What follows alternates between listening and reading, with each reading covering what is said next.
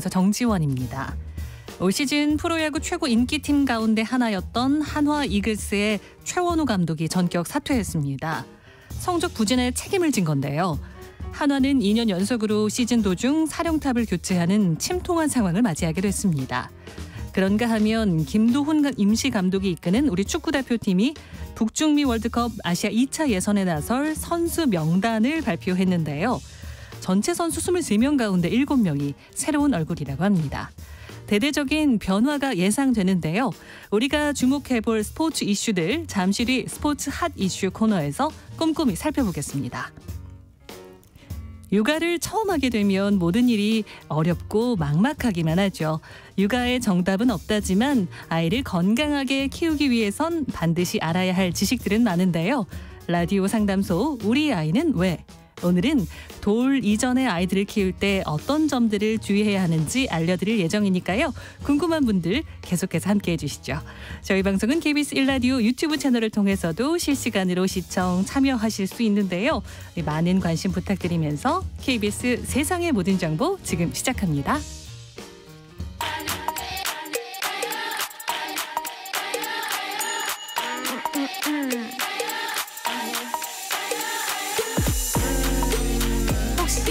뉴스 빠뜨리셨나요? 한낮에 전해진 소식들 꼼꼼히 정리해드리겠습니다. 오늘의 뉴스 조현정 시사평론가와 함께합니다. 안녕하세요. 네, 안녕하세요. 북한이 오늘 오전 단거리 탄도미사일 10여 발을 동해상으로 발사했습니다. 이렇게 무더기로 미사일을 쏜 건 이례적이죠? 네, 그렇습니다. 합동참모본부가 오늘 오전 6시 14분께 북한 평양 순안 일대에서 동해상으로 발사된 단거리 탄도미사일 추정 비행체 10여 발을 포착했다고 밝혔는데요. 이 미사일들은 350여 킬로미터를 비행한 후에 동해상에 탄착을 했고 비행거리 등으로 미루어 봤을 때 초대형 방사포로 추정을 하고 있습니다. 이 350킬로미터라는 거리, 평양에서 재봤을 때 네. 서울, 대전 이런 주요 대도시는 물론이고 청주, 수원, 원주, 서산 주요 공군기지 소재지도 넉넉히 들어가는 거리라고 할 수 있습니다. 합참은 군은 즉각 포착을 해서 추적 감시했고 미국, 일본 측과 관련 정보를 긴밀하게 공유했고 또 세부 재원은 종합적으로 분석 중이라고 밝혔고요. 북한이 탄도미사일 발사, 도발 같은 거는 여러 차례 해왔지만 이렇게 무더기로 쏘는 건 이례적입니다. 또 오늘도 오전 7시 50분쯤부터 서북도서 일대에서 GPS 전파 교란 신호가 잡혔다고 군이 밝혔는데 때문에 오늘 아침부터 선박에 설치된 국제 상선망이 작동하지 않았고요. 어민들이 좀 조업에 차질을 빚고 있는 상황입니다. 네. 군 관계자는 지금까지 GPS 교란으로 인한 군사작전 제한 사항은 없다고 설명했습니다. 윤석열 대통령과 무하마드 아랍에미레이트 대통령은 정상회담을 가졌는데요. 네. 북핵 문제에 대해서도 공통된 입장을 밝혔다고요. 네, 양국 대통령이 공동 성명을 냈는데요. 북한의 탄도미사일 발사를 강력 규탄하고 핵 확산 금지 조약으로의 복귀를 촉구했습니다. 이 공동 성명 19항 내용인데요. 양 정상은 이웃 국가들의 안보를 저해하고 지역 및 그 너머의 안정과 안보를 저해하는 북한의 도발, 최근의 위성 발사를 포함한 탄도미사일 발사를 강력히 규탄한다. 이렇게 명시를 해놨고요. 특히 이제 북한의 관련 당사자들과의 대화를 재개할 것, 외교적 해결책을 우선으로 할 것, 완전하고 검증 가능하며 불가역적인 방식으로 핵무기를 폐기할 것을 양국이 촉구했습니다. 네, 북한은 지난 28일에도 오물을 실은 대남풍선을 날려보냈는데요. 김여정 북한 노동당 부부장이 여기에 대한 담화문을 내놨어요. 네, 김여정 부부장은 오물풍선을 두고 인민 표현의 자유다 이렇게 얘기를 했어요. 그러면서 살포를 제지하는 데 한계가 있으니 대한민국 정부의 정중히 양해를 구하는 바다. 이게 진짜 양해라기보다는 비아냥인 거죠. 그러게요. 네. 그런데 여기서 이제 표현의 자유다. 본인들이 이제 살포를 제지하는 건 한계가 있다. 이렇게 얘기하는 거는 우리 정부가 우리도 민간단체들이 대북 쪽으로 전단을 뿌리고 있잖아요. 그거를 두고 우리 정부가 이건 표현의 자유라서 금지할 수 없다라고 일전에 얘기를 줄곧 해왔던 것에 대한 부분입니다. 일단 우리 합참은 국제법 위반이다. 이 북한의 오물살포에 대해서 국제법 위반이라고 지적을 했지만 또 김여정 부부장은 이 풍선이 날아가는 방향에 따라서 표현의 자유와 국제법이 규정이 되냐 이렇게 반박을 하고 있습니다. 또 우리 그 대북단체 대북전단 살포에 대해서 그러니까 북한으로 날아가는 거죠. 이거에 대해서 김여정은 우리 사상과 제도를 헐뜯는 정치 선동 오물인 삐라장과 시궁창에서 도단한 저들의 잡사상을 우리에게 유포하려고 했고 우리 인민을 심히 우롱, 모독한 한국 것들은 당할 만큼 당해야 된다. 이렇게 목소리를 높였습니다. 또 표현의 자유 보장을 부르짖는 자유민주주의 귀신들에게 보내는 진정 어린 성의의 선물이니 계속 주워 담아야 될 것이다 라고 했고요. 앞으로 이제 북한에 살포하는 양의 몇십 배로 건당 대응을 하겠다 이렇게도 덧붙였습니다. 유엔 군사령부는 이번 북한의 오물풍선 살포는 정전협정 위반이라고 보고 네. 공식 조사를 진행 중이라고 발표를 했는데요. 유엔사 대변인은 북한은 국제사회 책임 있는 구성원으로 대우받고자 하는 욕구를 밝혀왔지만 오물을 담은 풍선을 이웃 영공으로 보내는 행동은 무책임하다 이렇게 비판했습니다. 북한의 연이은 도발을 두고 국제사회에서도 비판의 목소리가 나오고 있습니다. 네. 추가 제재 움직임까지 나오고 있어요. 네, 일단 안보리 회의가 급하게 현지 시각 31일로 예정이 돼 있는데 이게 우리나라하고 미국이 회의 소집을 요청한 것으로 알려졌어요. 근데 안보리 회의 같은 경우에는 통상적으로 매달 마지막 날에는 좀 공식 회의를 피하는 편이라고 하거든요. 그런데 이번에는 네. 시의성을 고려해서 좀 최대한 서둘러서 회의 일정을 잡았다고 전해집니다. 유엔도 그 북한 군사정찰 위성 발사가 안보리 위반이라는 점을 강조를 했고요. 북한은 무모하고 불안정한 행위를 반드시 해결해야 된다 촉구를 했지만 이제 안보리 회의마다 사실 그동안 유의미한 공동 대응이 도출되진 못했어요. 왜냐하면 이 상임이사국 중에 중국, 러시아가 번번이 이제 반대를 하면서 공동성명 채택은 무산돼 왔고 이번에도 그 상임이사국 구성은 다르지 않은 상황이기 때문에 그리고 또 북한도 당사국으로 회의에 참석을 해서 반론에 나설 가능성도 거론이 되고 있고요. 그런 가운데 미국 워싱턴에서는 한미일과 중국 이렇게 4개 나라가 미국을 주축으로 해서 양자협의, 3자협의를 벌이는데 먼저 한미일 외교차 간 협의회를 진행하고요. 한일 양자협의도 이어갑니다. 또 중국도 미국과 양자협의를 하는데 이제 여기선 중국의 입장이 관건이 되겠죠. 북한 대응하고 관련해서 중국과의 입장차가 얼마나 벌어질지 이걸 또 어떻게 조율할지가 관건이 되겠습니다. 네, 이런 가운데 미국 공화당 의원이요. 한국의 전술 핵무기를 재배치해야 한다. 이런 주장을 했습니다. 실현 가능성은 크지 않지만 공화당 최고위 인사, 꽤 비중 있는 인사의 발언이란 점에서 관심이 집중되고 있습니다. 네, 이게 미국 국방 예산을 심의하는 상원 군사위원회 간사의 제안이거든요. 공화당에서는 대표적 매파로 꼽히는 로저 위커 상원 의원입니다. 다음 달 국방 예산 심의를 앞두고 하나 보고서를 발표를 해요. 힘을 통한 평화 이런 제목인데 김정은이 계속해서 이렇게 핵무기를 만드는 상황에서 한반도 억제력이 약화돼선 안 된다는 주장을 이 보고서에서는 펼치고 있습니다. 그렇기 때문에 한반도에 미국의 전술 핵을 재배치하고 인도태평양 지역에서 핵 공유 협정을 맺자 하는 제안인데 나토 동맹처럼 핵 부담 공유 협정을 맺자는 거죠.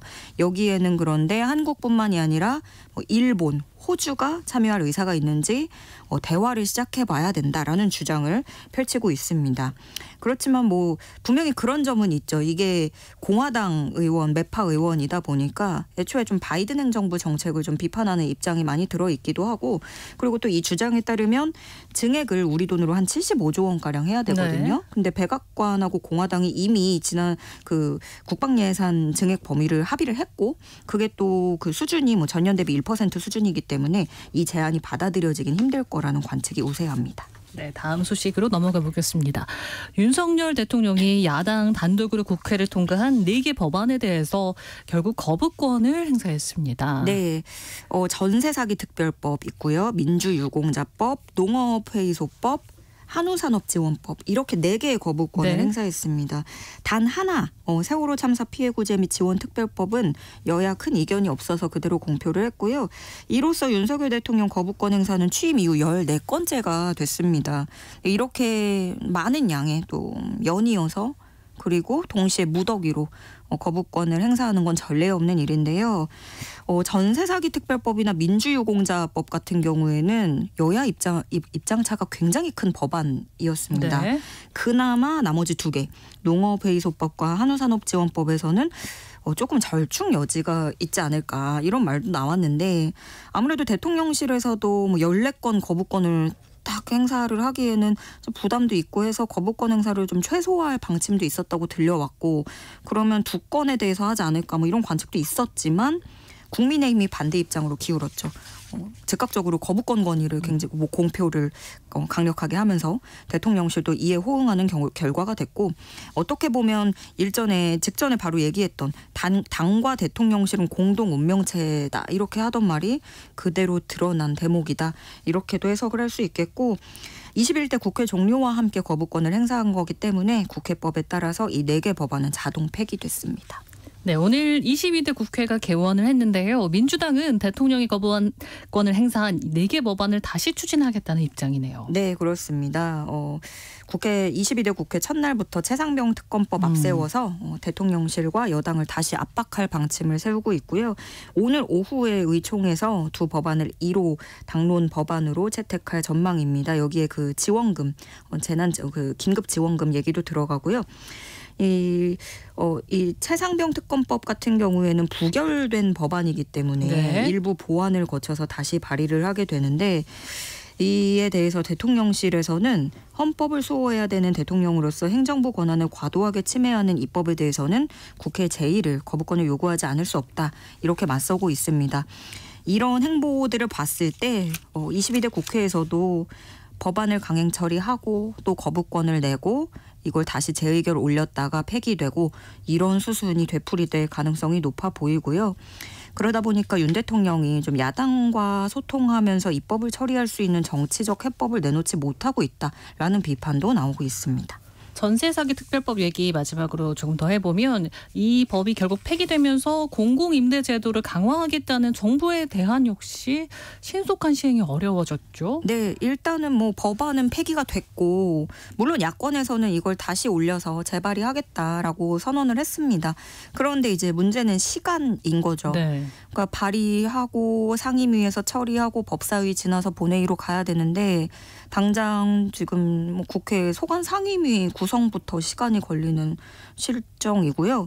또 무엇보다 이게 대통령이 거부권을 행사한 법안인 만큼 앞으로 법안 조율 과정에서도 또 대치가 이어질 수도 있는 거고요. 그러니까 물론 정부에서도 뭐 손을 놓고만 있는 건 아닙니다. 대안을 내놓고는 있었어요. 네. 정부는 일단 야당이 내놓는 그 구제 먼저 해주고 회수는 나중에 하자. 이 안건에는 반대를 하고 있지만 어쨌든 간 이 전세 사기 피해자들에 대한 구제가 필요하고 도움이 필요하다는 건 공감을 하고 있거든요. 그래서 대신에 LH 공공임대제도를 강화하는 대안을 내놓은 거고 그런데 이것도 역시 어떤 좀 법의 개정이 필요한 거죠. 왜냐하면 피해자에게 경매 차익을 지급해야 되고 임대료 부담 없는 거주를 지원을 하거나 또 LH가 해당 피해 주택을 또 매입을 해야 된단 말이에요. 그 근거를 따져가려면 이걸 시행을 하려면 전세 사기 특별법 개정이 어쨌든 간 선제돼야 된다. 이런 거고 그 사이에 피해자들은 막연히 기다려야 되는 상황이 되는 겁니다. 그리고 전세 사기 특별법이라는 게 이게 말 그대로 특별법이잖아요. 그래서 지난해 7월에 시행이 됐고 한시적인 법이라서 법적 효력이 2년입니다. 그런데 이게 뭔가 딱 특별하게 특별법, 한시적인 법을 딱 꺼내온 거는 당장의 피해자 구제부터 이게 우선이 돼야 된다라는 입법 취지가 있는 건데 그런 취지를 무색하게 한다는 지적이 나오고 있고 그 사이에 8명이 막막한 처지에 세상을 떠나기도 했죠. 네, 한낮의 교양 파트너 지금 여러분께서는 세상의 모든 정보 함께하고 계십니다. 조현정 시사평론가와 오늘의 뉴스 살펴보고 있는데요. 다음 소식은 윤석열 대통령과 이종섭 전 국방장관이 해병대 최상병 순직 사건이 경찰로 이첩된 이후 3차례 통화했다는 사실이 밝혀졌다는 이야기. 어제 저희 코너에서도 전해드렸는데요. 이 파장이 정말 계속 이어지고 있는 분위기입니다. 네, 지금도 매체들마다 각기 단독 보도를 낸 다음에 네. 이와 관련해서 뭐 추가 보도, 추가 정황들이 또 연이어서 나오고 있는 건데요. 여기까지 어제 저희가 짚어봤죠. 사건을 네. 그 8월에 문제가 됐던 8월에 사건을 오전에 이첩을 했는데 그날 낮에 대통령과 국방부 장관이 통화를 3번을 했고 그 사이에 박정훈 전 당장이 보직 해임이 되고 저녁에는 사건을 회수했다. 네. 라는 건데 이제 이종섭 전 장관이 이 대통령과의 통화에 대해서 입장을 밝힙니다. 박정훈 전 수사단장에 대한 수사 지시 그리고 해임 조치와는 무관한 일이다. 이렇게 선을 그은 거예요. 그러면서 도리어 이종섭 전 장관 변호인 측은 이게 재판 기록이 유출돼서 보도된 것에 유감을 표한다. 네. 이렇게 드러냈고요. 그런데 이게 강하게 그 통화 내용에 대해서 강하게 부정을 하면서도 미묘한 입장 변화도 감지가 됩니다. 왜냐하면 그 전까지는 전화 통화 자체를 한 적이 없다고 부인을 했었어요. 그런데 이제는 통화 기록이 나온 이후에는 지시가 없었다는 취지였다. 그러니까 통화 자체가 없었다는 게 아니고 그런 지시를 내리진 않았다라고 말하기 시작을 한 거죠. 그리고 VIP 경로설에 대해서는 최근에 공수처에 제출한 3차 의견서에 따르면 대통령의 경로를 접한 사실이 없다라고 밝힙니다. 그전에는 경로설 자체가 없었다라는 거였는데 이제는 접한 일이 없다. 나에게까지는 그게 뭐 오지 않았다. 뭐 이런 취지인 거죠. 그래서 이제 법조계에서도 이 의도 같은 것들을 해석을 하고 있는데 네. 그러니까 통화 목록 말고 이제 뭐 녹취라든가 이런 구체적인 지시사항 내용이 없는 통화 목록만으로는 혐의 입증이 어렵다는 점을 좀 염두에 두고 법리적인 방어에 나섰다는 해석들이 나오고 있고요. 그런가 하면 또 추가적인 정황, 이 VIP 경로에 대해서 얼마 전에 해병대 공보정훈 실장이 비슷한 발언을 김계환 사령관에게 들었다라는 게 공수처에서 드러났는데요. 이로써 VIP 경로서를 들었다고 말하는 인물이 3명으로 늘어났습니다. 그리고 이종섭 전 장관이 대통령과 통화를 했을 뿐만 아니라 당시 경호처장 그리고 행정안전부 장관과도 전화 통화를 했다는 의혹이 추가로 나왔습니다. 네, 이것도 문제의 지난해 8월로 거슬러 올라갈 수 있는데요. 대통령뿐만이 아니라 김용현 대통령 경호처장, 이상민 행정안전부 장관 등과도 여러 차례 통화를 했다는 건데 이 8월 달 이 기간은 해병대 수사단이 경찰에 이첩한 조사 기록을 국방부에 그 당일에 회수한 뒤에 또 처리 방향을 논의를 하고 이런 부분들이 또 보도로도 나오고 있고 굉장히 민감한 시점이었단 말이에요. 그런데 이런 시기에 국방부와 직접적인 업무 관련성이 없는 경호처장이 국방부 장관과 여러 차례 연락을 한 것, 이 자체로 이례적이다라는 평가가 나오고 있고요. 상황이 이렇게 되면서 이들이 연락을 주고받은 그 배경이 뭔지 그리고 내용이 뭔지 수사를 통해서 규명해야 된다는 요구가 커질 것으로 보입니다. 네, 이런 가운데 순직한 최상병이 소속됐던 해병대 제1사단 7포병대대 전 대대장 이모 중령이 오늘 정신병원에 입원할 것으로 알려졌습니다. 네, 이모 중령이 어떤 사람인지부터 좀 소개를 드려야 될 것 같은데요. 그 순직 채모상병이 소속된 포병대대 전 대대장이고 그리고 그동안 집중호우 피해 복구 당시에 자신은 수색을 종료하자고 건의를 했지만 네. 임성근 당시 1사단장이 이를 무시하고 수중수색을 강행했다고 주장을 했던 사람입니다. 내부 고발자라고 정리를 하면 그렇게 할 수 있죠. 지난해 12월에 대대장 보직에서 해임이 됐고 지금은 업무상 과실치사 혐의로 경북경찰청 수사를 받고 있는데요. 이중령은 입장문을 내고 정신과 치료를 통해서 버티고 있었지만 자살하고 싶은 생각이 너무 많이 들어서 입원을 하게 됐다. 이렇게 밝혔습니다. 그러면서 이 대대장으로서 최해병 장례식도 보지 못하고 부대원들과 5달 동안 연락도 하지 못한 채 고립된 생활을 하고 있다. 나만 보면 수군대는 것 같아서 바깥 활동도 할 수 없었고 사람들을 볼 때면 피해 다니기 일쑤였다. 이렇게 토로를 했고 해병대라는 조직에서 왕따를 당한다고 생각하니 가슴이 너무 아프다. 누구보다 조직을 사랑하고 전우를 사랑하는데 내팽개 쳐지는 현실에 죽고 싶은 마음뿐이다. 이렇게 심정을 밝혔습니다. 그러면서 다시 한번 최상병 명복을 빌고 부모님께 사죄드리고 지휘관으로서 제가 받아야 될 책임을 회피하지 않겠다 덧붙이기도 했습니다. 네, 오늘의 뉴스 조현정 시사평론가와 오늘 여기까지 함께하겠습니다. 고맙습니다. 네, 고맙습니다. 네, KBS 라디오 세상의 모든 정보 함께하고 계신 시각은 12시 39분입니다. 이 시각 교통정보 알아보겠습니다. 이 시각 교통정보입니다. 작업과 사고 등 돌발 구간이 많기는 하지만 교통량 자체는 1시간 새 많이 줄었습니다. 서울 시내 올림픽대로 하남 쪽 한남대교에서 청담대교까지 정체입니다. 이어지는 서울 양양고속도로 양양 쪽은 남양주 요금소를 나와 화도 부근까지 막히는데요. 하위 차로에서 하고 있는 차선 긋는 작업 여파입니다. 수도권 제1순환고속도로 일산에서 판교 쪽은 서운분기점에서 시흥까지 속도가 떨어지는데요. 시흥에서 화물차 화재 사고가 있었습니다. 지금도 하위 차로 막고 막바지 처리 작업 중이니까요. 주의해서 지나시기 바랍니다. 호남고속도로 천안 쪽 내장산에서 밀리고요. 반대 순천 방향은 전주 부근에서 정체인데 모두 작업 여파고요. 부산외곽고속도로 창원 쪽 신어산 터널부터 광재 나들목 부근까지 정체인데요. 이 역시도 작업 영향입니다. KBS 교통정보센터에서 임초희였습니다.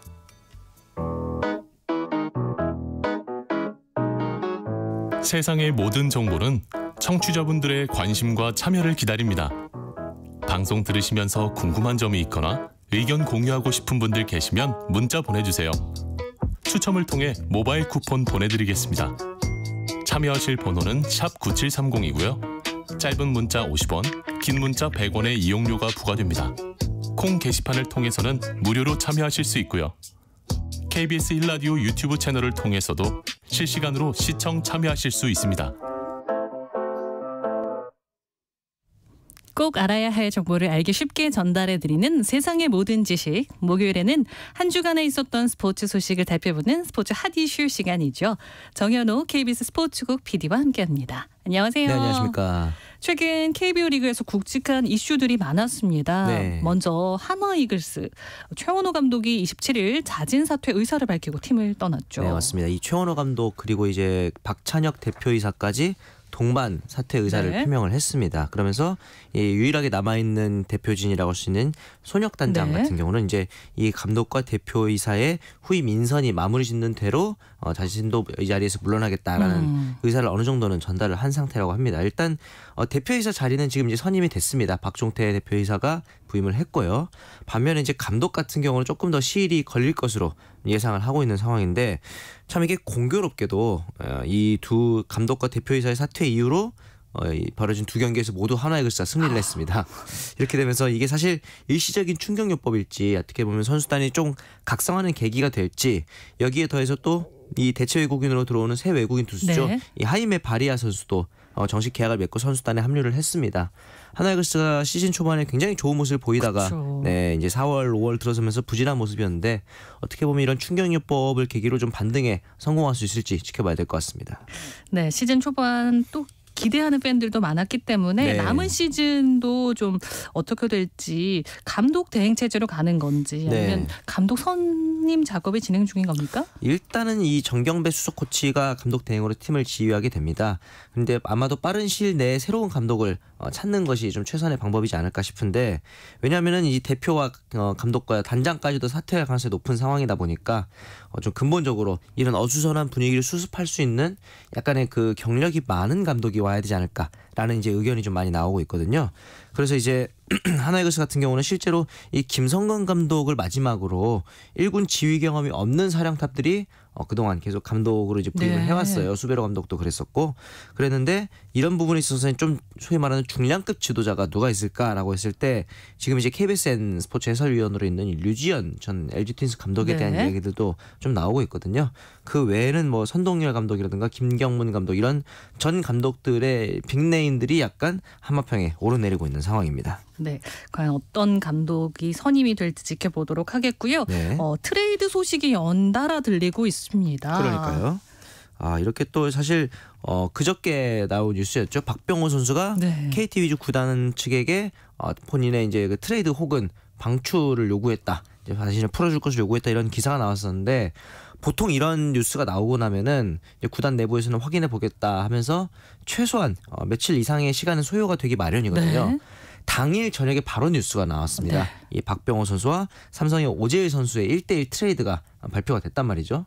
그리고 바로 그날 다음날 저녁 경기에 박병호 선수가 또 삼성 라이온 소속으로 출전을 했습니다. 네. 그리고 두 번째 타석 만에 또 이제 어제 홈런을 때려내기도 했단 말이죠. 오재일 선수도 아마 곧 선수단에 합류해서 1군에 데뷔할 것으로 보이기도 하는데 여러모로 좀 특이한 이슈들이 많아지고 있는 KBO 리그였고 오늘 아침에는 또 한 가지 트레이드 소식이 또 들렸습니다. 네. 이 키움의 김휘집 선수가 네. NC 다이노스로 트레이드가 되고 NC 다이노스에서는 이번 시즌 1라운드 그리고 3라운드 신인 지명권을 내주는 신인 지명권과의 트레이드가 됐는데 참 이런 걸 보면서 역시 키움 히어로즈는 유망주들을 잘 육성해서 이를 바탕으로 또 미래를 준비하는 그런 플랜을 가지는 구단이구나라는 생각도 들면서 어떻게 보면 키움 팬들 입장에서는 정 좀 붙일만하 하면 선수가 떠나가는 그런 안타까운 측면도 있을 것 같기도 합니다.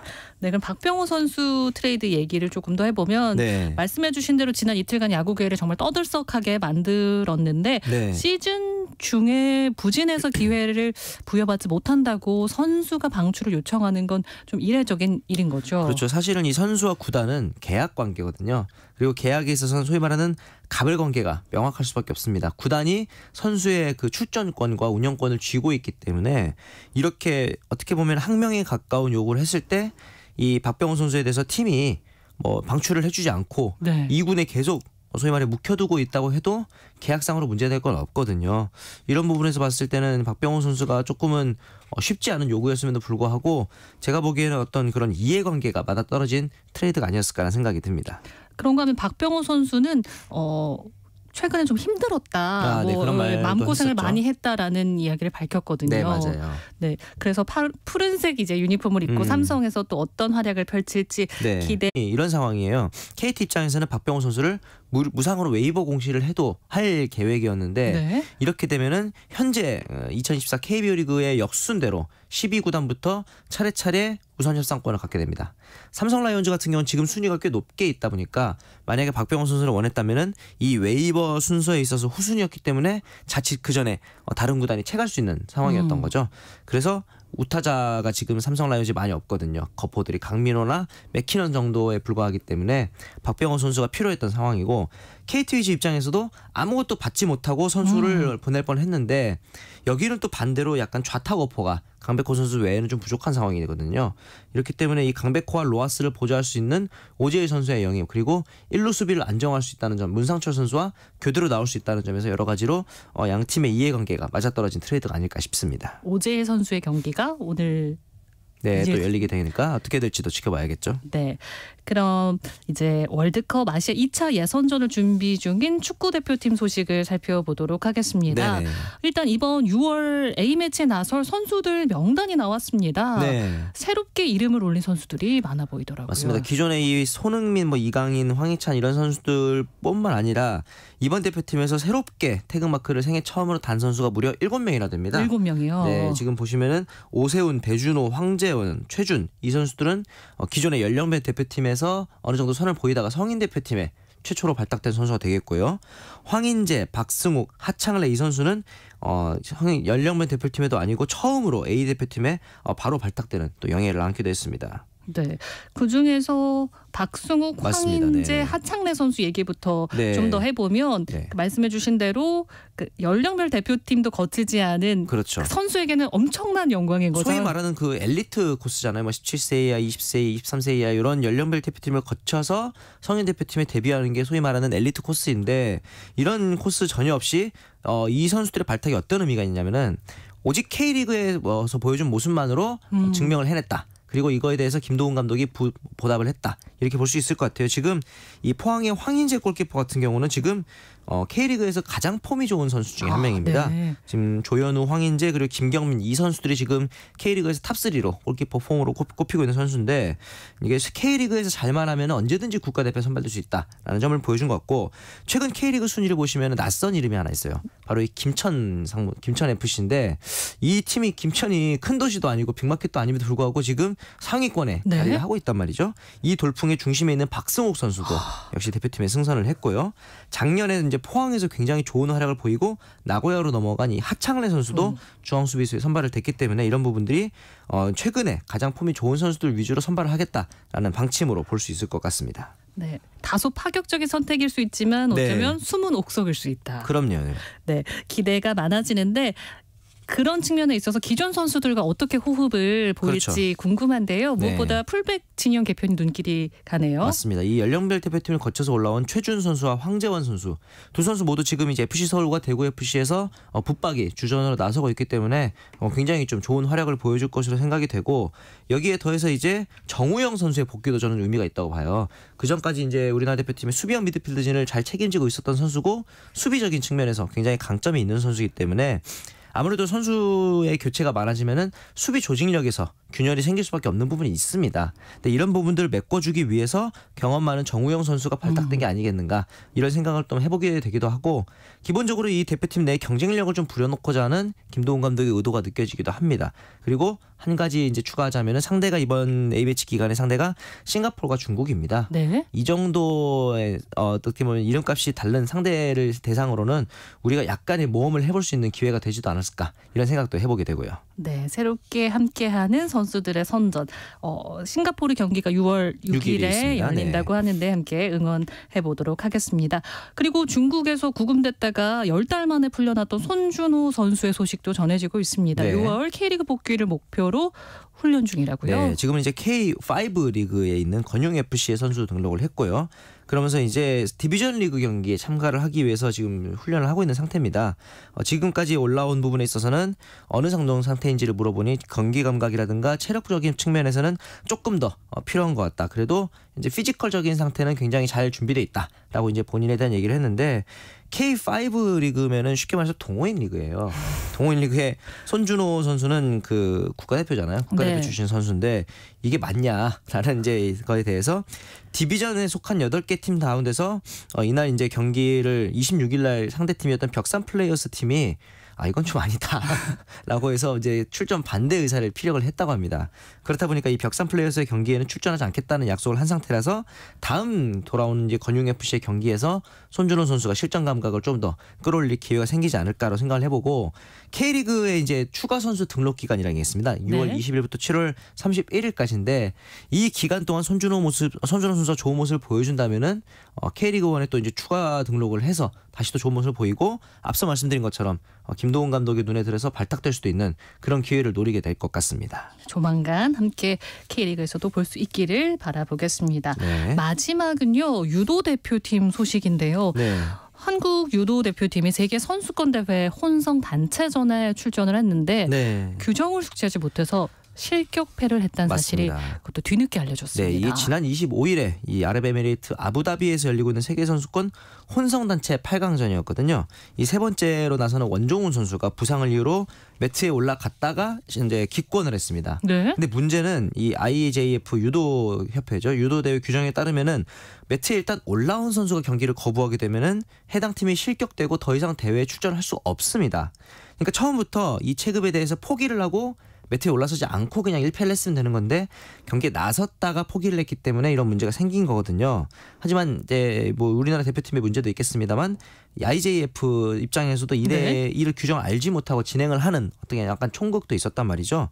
이렇게 되면서 이제 우즈베키스탄에게 패하면서 패자전으로 밀렸고 독일을 4대1로 꺾었습니다. 그러면서 동메달 결정전에 진출을 하는 듯 했는데 네. 다시 한번 독일이 규정 위반에 대해서 이의를 제기합니다. 앞서 실격패했던 국가가 또 메달 결정전에 진출하는 것이 맞느냐라고 얘기를 하면서 결국 이 부분에 있어서 또 실격 통보를 받게 됐습니다. 이런 부분에 대해서 이제 이런 규정을 숙지하지 못했다는 책임에 대해서 경위서를 이제 받기로 했는데 이런 어수선한 상황에서 좀 한 가지 좋은 소식이 또 하나 있었습니다. 바로 네. 이 김민종 선수가 이번에 이제 열렸던 100kg 이상급 무제한급 결승에서 조지아의 투시슈벨리 선수를 꺾고 금메달을 따낸 건데 이 남자 선수가 세계 선수권에서 금메달을 따낸 거는 2018년 안창림 그리고 조고함 선수 이후로 6년 만의 쾌거고요. 더 올라가자면 최중량급에서는요. 1985년입니다. 조용철 현 대한유도회장의 금메달 이후로 무려 39년 만에 쾌거가 되겠습니다. 사실 이 우리나라 유도 대표팀이 최근에 이 두 대회에서 도쿄 때 그리고 리우 때 그다지 좋은 성적을 올리지 못했단 말이죠. 그래서 좀 걱정 어린 시선이 많았는데 최근에 이 허미미 선수의 금메달 소식도 있었고 김민종 선수도 좋은 모습을 보여줬기 때문에 더 다가올 파리올림픽에서 과연 효자 종목의 귀환이 이루어질 수 있을지 이 부분도 어떻게 보면 투기 종목의 약세가 최근 보이고 있는 상황에서 우리나라 대표팀의 선전을 또 기원해 보겠습니다. 네, 지금까지 정현우 KBS 스포츠 PD와 함께했습니다. 고맙습니다. 네, 감사합니다. KBS 세상의 모든 정보 1부 순서는 여기서 마무리하겠습니다. 이어지는 2부에서는 사건 사고 뉴스를 살펴보는 하프타임 뉴스 준비되어 있고요. 라디오 상담소 우리 아이는 왜, 그리고 라디오 객석 일열 목공소 코너가 기다리고 있으니까요. 계속해서 많은 청취 부탁드리겠습니다. 그럼 저는 1시 정각 2부에 다시 찾아오겠습니다.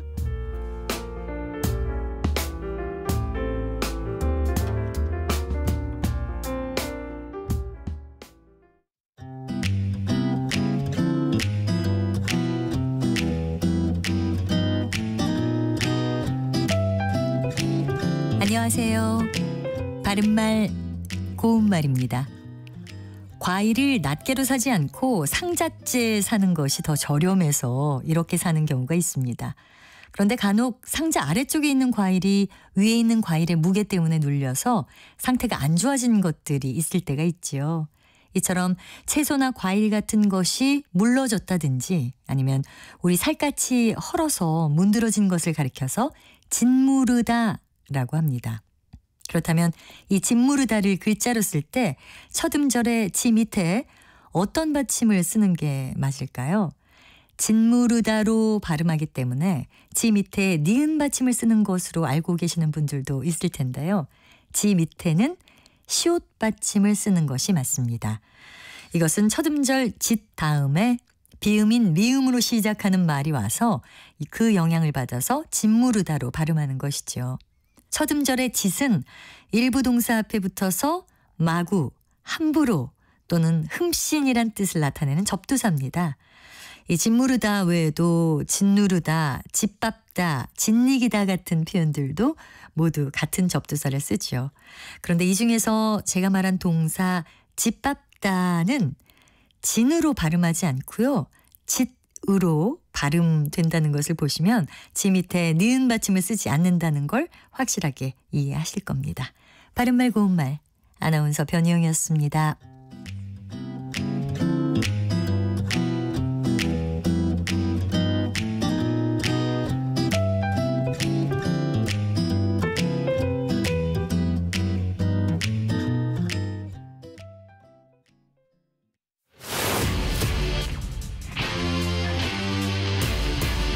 토론에 정답은 없습니다. 토론이 세상을 바꿀 수도 없습니다. 하지만 질문은 새로운 세상을 만들 수 있습니다. 질문으로 올바른 세상을 만드는 첫걸음. 평일 저녁 7시 20분 KBS 열린 토론.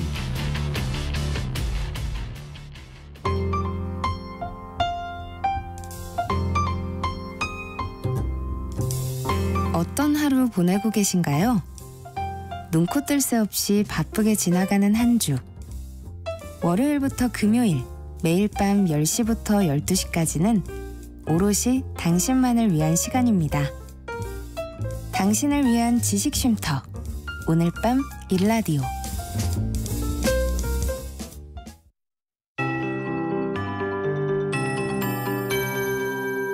KBS 58분 날씨. 하늘이 흐려서 기온의 오름세가 더딥니다. 오늘은 어제보다 낮 기온이 1도에서 8도 정도 낮아서 예년 이맘때 초여름 날씨를 보이겠습니다. 예상 낮 최고 기온은 서울과 대전, 강릉, 전주 26도, 부산 25도, 광주 27도, 대구 28도 등으로 전국이 22도에서 28도 분포를 보이겠습니다. 오늘 전국에 구름이 많이 끼겠고요. 미세먼지 농도는 좋음에서 보통으로 공기는 계속 깨끗하겠습니다. 다만 호흡기와 눈에 해로운 오존 농도가 전남과 경북 지역은 나쁨으로 오르는 곳이 있겠습니다. 금요일인 내일도 하늘에 구름이 많겠고 새벽부터 오전 사이에는 전남 해안과 제주도에 비가 조금 오는 곳이 있겠습니다. 내일도 아침 저녁은 선선하겠지만 낮에는 서울 26도, 대구 30도 등으로 오늘보다 기온이 조금 더 오르는 곳이 많을 전망인데요. 모레 토요일에는 북동풍이 불어오면서 동해안의 낮 기온이 20도 안팎으로 오늘보다 5도 이상 떨어지겠고 그 밖의 지역은 25도를 조금 웃돌며 초여름 날씨가 이어지겠습니다. 모레 토요일에는 중부지방과 경북 지역에 비가 조금 오겠고요. 강원 영동은 일요일까지 비가 이어지겠습니다. 현재 서울의 기온은 23.8도입니다. 송소진입니다.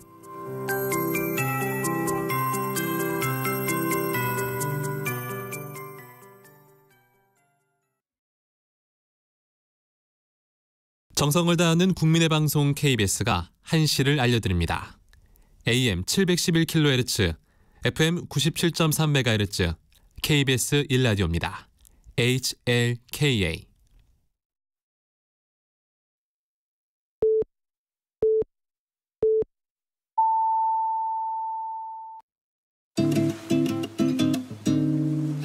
나른한 오후를 책임질 영양 만점 지식 비타민. 세상의 모든 정보.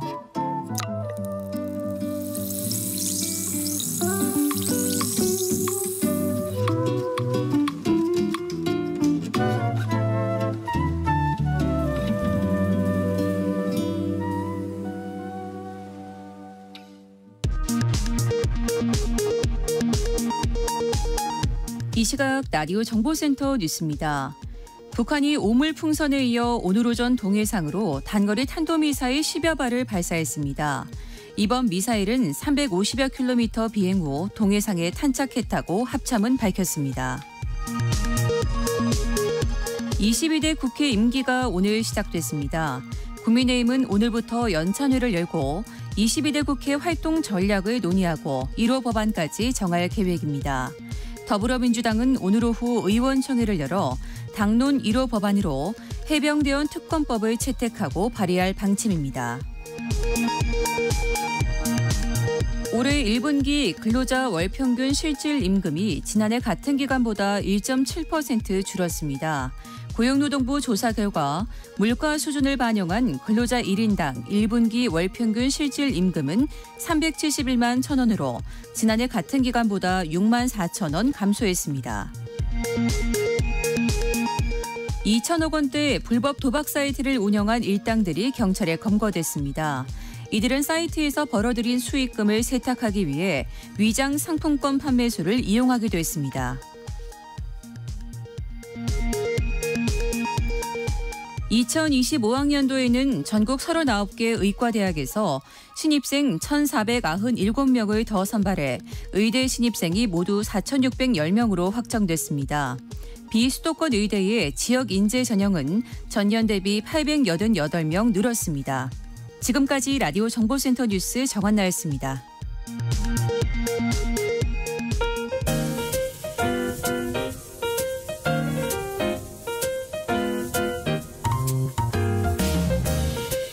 정신없이 바쁜 하루, 지금 우리 주변에서 벌어지고 있는 사건, 사고 소식들 한숨 돌리며 살펴보시죠.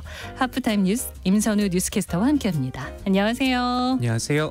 1분기 합계 출산율이 발표됐는데 역대 최저 기록을 또 새로 썼네요. 네, 해가 바뀌고도 출생아 감소세는 여전합니다. 올 1분기 합계 출산율은 역대 최저치인 0.7명대로 떨어졌는데요.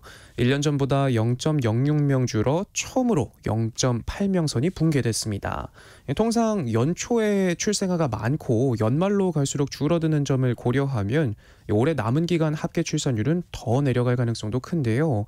같은 기간 출생아 수는 6만 474명에 그치면서 마찬가지로 역대 가장 적은 수준을 기록했는데 3월만 놓고 보면 올해 처음으로 2만 명을 밑돌았습니다. 연령별 출산율을 보면 25세 이상 모든 연령대에서 감소세를 보였고요. 네. 특히 30세에서 34세 구간이 감소폭이 가장 컸고 둘째 이상을 낳지 않는 경향도 계속됐습니다. 이렇게 출생아 숫자는 적은 반면 고령화에 따른 사망자 숫자는 더 늘어나면서 인구 자연 감소 행진도 53개월째 행진을 이어갔는데요. 다만 희망을 찾아보자면 출산율의 선행 지표인 혼인 건수가 1분기 0.4% 증가한 것으로 나타나면서 통계청은 인구 감소의 우려가 크지만 코로나 팬데믹 이후 반짝 증가한 혼인 건수의 효과가 하반기 나타날 경우 출산율 감소폭이 다소 줄 수도 있을 것으로 전망했습니다. 네, 아이를 정말 안 낳는다 하는데 저출생 문제가 심각한 가운데 서울시가 특단의 대책을 내놨다고요? 네, 최근 저출생 관련해서 어떤 원인들이 있었는지 짚어봤었잖아요. 여러 이유들 중에서도 주거 문제가 많은 부분을 차지하는 걸 확인했는데 네. 서울시가 이를 위한 파격 카드를 꺼내 들었습니다. 신혼부부에게 공공주택 4,400호를 공급하겠다는 대책을 내놨는데 저출생 문제를 해결하기 위해 아이가 없어도 입주할 수 있고요. 또 아이를 낳게 되면 거기에 따른 인센티브도 있습니다. 신혼인 제게도 솔깃한 소식인데 조금 네. 더 자세히 한번 살펴보죠. 먼저 오는 2026년까지 신혼부부들을 대상으로 장기 전세주택 2,396호를 공급합니다. 최대 20년까지 전세로 살 수 있는 공공임대주택인데 이 부분이 굉장히 중요합니다. 6개월 안에 혼인신고를 할 예정이거나 결혼한 지 7년 이내의 부부가 입주할 수 있다고 네. 합니다. 아까 아이가 없어도 입주할 수 있다고 말씀드렸잖아요. 최장 10년 전세주택 거주가 보장되고요. 아이 1명을 낳으면 20년까지 2배로 늘어나고요. 둘째가 생기면 시세의 90%, 3명 이상을 낳을 경우 시세 80%의 주택을 구입할 수 있게 됩니다. 특히 기존에는 장기 전세 주택 지원이 다자녀 가구에게 집중됐는데 앞으로는 자녀가 없는 신혼부부나 예비부부도 입주할 수 있게 됩니다. 유자녀와 무자녀 가구에 반반 할당하고요. 유자녀 가구는 기존 자녀 수가 아닌 입주 후 새로 낳는 아이 수에 따라 혜택을 받을 수 네. 있습니다. 어딘지도 중요하겠죠. 올해 7월 모집 공고가 나가는 강동구의 올림픽파크 포레온 300호가 첫 공급 대상이 될 예정이라고 하네요. 또 소득 기준도 완화했고요. 또 출퇴근을 고려해 역세권에 마련되는 신혼부부 안심주택도 2026년까지 2,000호가 공급될 예정이라고 합니다. 오는 2026년부터는 매년 신혼부부의 10% 정도의 공공주택을 공급하겠다고 하니까요. 결혼이나 자녀 계획 중이신 분들은 유심히 눈 크게 뜨고 살펴보셔야겠습니다. 그런데 결혼을 해야지 아이도 낳을 생각을 할 텐데 청소년들 사이에서 결혼 자체를 안 해도 된다라는 인식이 특히 저소득 가정에서 빠르게 늘고 있다고요? 네, 그렇습니다. 결혼을 안 해도 된다는 인식이 10대와 20대 사이에서 점점 퍼지고 있죠. 그런데 말씀하신 것처럼 저소득 가정 청소년들 사이에서 그런 경향이 더 강하게 나타났습니다. 여성가족부에서 조사를 해봤더니요. 청소년들의 결혼관은 가정 경제 형편에 따라 차이가 났습니다. 가구 소득이 월 200만 원 이하인 청소년 약 70%가 결혼을 하지 않아도 된다라고 답했는데 3년 전보다 6.5%포인트가 늘어난 수준이고요. 가구 소득 월 600만 원 이상의 청소년들이 같은 대답을 한 비율은 약 61%였습니다. 고소득 가정과의 격차가 커진 걸 볼 수 있죠. 네. 이외에 아침 식사 비율, 또 주관적 정서 안정감을 묻는 질문도 있었는데 여기에서도 소득계층 간 격차가 확인이 됐습니다. 가정 형편에 따라 차이가 두드러지고 있는 청소년의 결혼인식, 결혼과 출산의 계급화 현상과 맞물려 있는데요.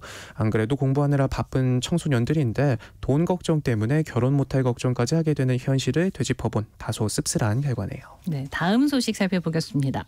전국 하수처리장에서 불법 마약류인 필로폰과 코카인이 줄줄이 검출되고 있다고요. 네, 더 이상 우리나라도 마약 청정국이라고 부르긴 힘들 것 같습니다.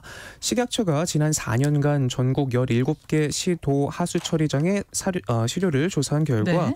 해마다 한 곳도 빠짐없이 필로폰이 나왔습니다. 폐기된 마약이나 투약한 사람의 몸에서 빠져나온 마약 성분이 하수로 흘러든 건데 다만 다행이라고 해야 될까요? 1일 평균 사용 추정량은 감소 추세를 보이고 있다고 합니다. 그래도 이를 단순 계산만 해봐도요. 1,000명 중 1명이 매일 투약하는 셈인지라 여전히 우려스러운 상황이고요. 그런데 필로폰이 주춤한 사이 검출되는 마약류는 더 다양해지고 있습니다. 중독성이 강한 마약으로 알려진 코카인의 경우 사용 추정량이 1년 새에 3배 넘게 증가했고요. 이 밖에도 암페타민이나 엑스터시 등 여러 마약류가 지역별로 다르게 나타나면서 점점 더 많은 종류의 마약이 유통되고 있는 것으로 추정됩니다. 식약처는 하수 기반 마약류 조사를 통해서 지역별 사용 현황을 파악하고 신종 마약류를 탐지할 수 있도록 조사 범위도 확대할 계획이라고 하는데요. 요즘 기사를 보면 와인병에 마약 원료 물질을 담아 국내로 밀반입해 직접 제조까지 하고 참 그 수법도 가지각색이고요. 들여오는 것만큼이나 숨기는 법도 거래하는 법도 상상 그 이상인데 절대 호기심에라도 유혹에 넘어가선 안 되겠습니다. 네, 다음 소식으로 넘어가 볼까요? 쿠팡 이용하시는 분들은 다 아실 겁니다. 쿠팡에서 신선식품을 주문하면 프레시백이라는 다회용 보냉 가방에 담아 배송을 하는데요. 이 프레시백 배달 방식을 두고 불편을 호소하는 사람들이 많다고요? 네, 제가 집에서 부엌을 담당하고 있거든요. 그래서 장 보러 가기 귀찮으면 종종 이용하곤 하는데 그런데 저처럼 고민하시는 분들이 많다는 걸 기사 보고 알았습니다. 당초 취지는 신선식품을 시킬 때 포장재 사용을 줄인다는 친환경적 목적으로 시작됐지만 물건 개수에 비해 과하게 사용되기도 하고 수거도 원활하게 되지 않아 이용자들의 불만이 쌓이게 된 건데요. 저 오늘 아침에도 경험을 했거든요. 네. 출근하려고 현관을 나서는데 그 보냉 가방이죠. 프레시백을 하나도 수거를 안 해간 거예요. 그런데 그게 앞집이랑 저희 집 것까지 한가득 쌓여가지고 못 보고 나가다가 걸려서 크게 넘어졌거든요. 그래서 이용해보신 분들은 아시겠지만 이렇게 가방이 굉장히 크단 말이죠. 그런데 주문한 제품을 다 담고도 남을 크기인데도 불구하고 물품 하나하나 개별로 배송하다 보니까 이렇게 탑처럼 쌓이게 되는 것 같습니다. 지난번에는요. 우유 하나랑 달걀 한 판, 참외 한 봉지 이렇게 주문했거든요. 그런데 그 큰 가방이 3개나 왔더라고요. 그리고 한 가지 더, 수거를 안 해가는 것뿐만 아니라 찍찍이라고 하죠. 이 벨크로가 정말 안 뜯겨서 매번 곤욕입니다. 쿠팡은 프레시백으로 대체한 스티로폼만 31만 개, 여의도 면적의 6.5배 되는 땅에 연간 900만 그루의 나무를 심는 효과를 보인다고 홍보했는데 오히려 환경단체들은 이 같은 방식이 친환경적 수단으로 적절하지 않다고 지적하고 있고요. 부피가 커서 배송 차량도 더 많이 써야 하고 많은 양의 프레시백을 세척하는 과정도 무시할 수 없는 데다 보냉팩 재질은 폐기할 때 재활용도 안 되고요. 만들 때도 일회용 박스보다 더 많은 탄소가 배출된다고 하니 애초 취지가 무색해지고 있습니다. 네, 다음 뉴스 살펴보겠습니다. 요즘 나들이 가기 정말 좋은 날씨인데요.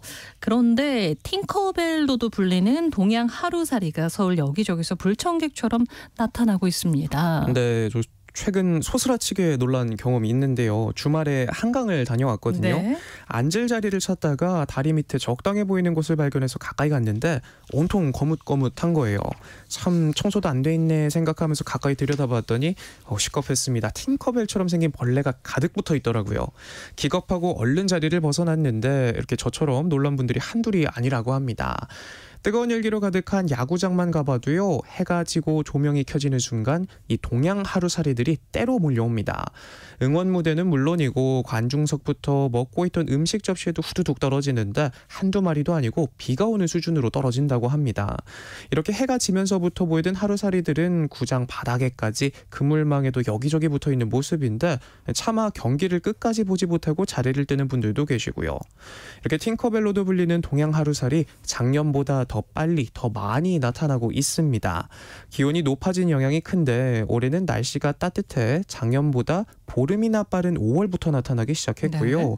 출몰하는 범위도 경기 남양주와 잠실 등 강변 쪽에서 성동구와 용산, 마포 등 도심으로까지 넓어졌습니다. 그런데 또 병을 옮기거나 사람을 무는 해충은 아니라서 해충제를 쓰는 방제 작업을 벌일 수도 없어 서울시는 골머리를 앓고 있다고 하네요. 마지막으로 해외 소식 살펴보겠습니다. 인도가 이상기후로 몸살을 앓고 있다고요? 네, 최근 들어 지구 곳곳에서 폭염에 시달리고 있는 곳들이 자주 보이고 있죠. 인도 역시 힘겨운 시간을 보내고 있는데요. 바로 어제 수도 뉴델리의 낮 기온이 관측 이래 사상 최고치를 기록했는데요. 무려 50도를 돌파했습니다. 50도요? 네, 바로 전날에도요. 49.9도로 최고 기온을 기록했는데 이틀 만에 최고치를 갈아치운 겁니다. 폭염이 기승을 부리면서 전력 수요량도 역대 최고를 찍었고요. 엎친 데 덮친 격으로 물 부족 위험 경고까지 나오면서 일부 구역에서는 수돗물 공급을 하루 2번에서 1번으로 줄이는 비상조치까지 등장했습니다. 북서부 라자스탄주에서는 일사병 의심 증상으로 일용직 노동자 최소 12명이 숨진 것으로 알려졌고요. 인도에서는 한여름 종종 50도 육박하는 날씨가 나타나기도 하는데 최근에는 기후변화의 영향으로 폭염이 더 길고 강해지고 있다고 합니다. 반면 인도 서벵골주와 방글라데시는 사이클론 레마리 강타하면서 곳곳에 홍수와 산사태가 발생해 피해가 급증하고 있는데요. 사망자 수는 65명으로 늘었는데 부상자들 가운데서도 위독한 사람이 많아 사망자는 더 늘어날 것으로 보입니다. 제가 준비한 소식은 여기까지입니다. 네, 임선우 뉴스캐스터와 하프타임 뉴스 오늘도 함께했습니다. 고맙습니다. 고맙습니다. 내일 점심 메뉴 추천. 귀로 듣는 푸짐한 지식 한 상 어떠세요? 세상의 모든 정보. 아나운서 전주리입니다.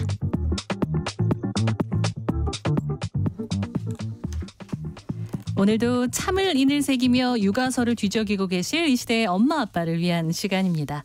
라디오 상담소 우리 아이는 왜? 이재현 용인세브란스 소아청소년과 교수와 함께합니다. 안녕하세요. 네, 안녕하세요. 네, 오늘은 제가 살짝 소개해드리기는 했는데 어떤 이야기 해볼까요? 네, 오늘 준비한 이야기는 제 본업과 관련된 이야기입니다. 제가 병원에서 신생아들을 돌보고 있거든요. 그래서 신생아들 관련해서 진료를 하고 상담을 하다 보면 초보 부모님들 그리고 조부모님들이 신생아 시기하고 어린 영아 시기에 중요한 점들을 잘 몰라서 고생하시는 경우가 많아요. 그래서 오늘은 돌 이전의 아이들이 꼭 한 번씩은 겪게 되는 점들, 그리고 양육자분들이 어린아이를 키울 때 미리 알고 계셔야 하는 점들에 대해서 이야기를 해보려고 합니다. 근데 이 이야기들이 꼭 초보 부모가 아니더라도 주위에 어린 조카가 생겼거나 손주가 생기신 분들에게도 많은 도움이 될 것 같아요. 네, 부모는 다 초보고 아이를 낳으면 정말 당황스러움의 연속이었던 것 같아요. 저도 두 아들을 키우고 있는데 그런데 최근 교수님께서 책을 내셨더라고요. 아, 네. 제가 책을 냈습니다. 네. 진료 현장에서도 그렇고 제가 여러 매체를 통해서 이제 소아과 의사 입장에서 육아를 바라보았을 때 이런 건 꼭 아셨으면 좋겠다라고 생각하는 점들이 많은데, 그래서 이렇게 많은 이야기를 하다 보니까 주변에서는 저보고 육아 잔소리꾼이라는 얘기를 하거든요. 근데 말로 정보를 전달하는 건 항상 어느 정도의 한계가 있더라고요. 그래서 이번에 책을 하나 집필하게 됐습니다. 그래서 이번에 이게 이제 책인데 초보 부모 방탄 육아라는 제목이에요. 근데 제목이 되게 특이한데 이게 아이들의 건강을 지킨다는 뜻으로 제목을 지었고, 돌 이전의 아이들이 자라날 때 이런 것들은 좀 알고 계셨으면 좋겠다라는 기본 중에 기본 육아 내용만 담았습니다. 그래서 육아 공부하기 전에 보는 책이라고 생각하시면 좋겠습니다. 네, 제가 살짝 찾아보니까 벌써 베스트셀러인 것 같기도 하던데 이재현 교수님께서 세상의 모든 정보 애청자분들을 위해서 초보 부모 방탄 육아 책을 가져오셨습니다. 관심 있는 분들 지금 바로 문자 주시면 추첨을 통해서 총 5분께 선물로 보내드리겠습니다. 그리고 오늘의 주제죠. 갓 태어난 신생아 시기부터 돌 전까지 아이를 키우며 겪는 어려움이 있다면 라디오 상담소 우리 아이는 왜? 이재현 교수님이 도움을 드릴 테니까 문자 많이 보내주시죠. 문자 주실 곳은 샵 9730, 짧은 건 50원, 긴 건 100원의 정보 이용료가 있습니다.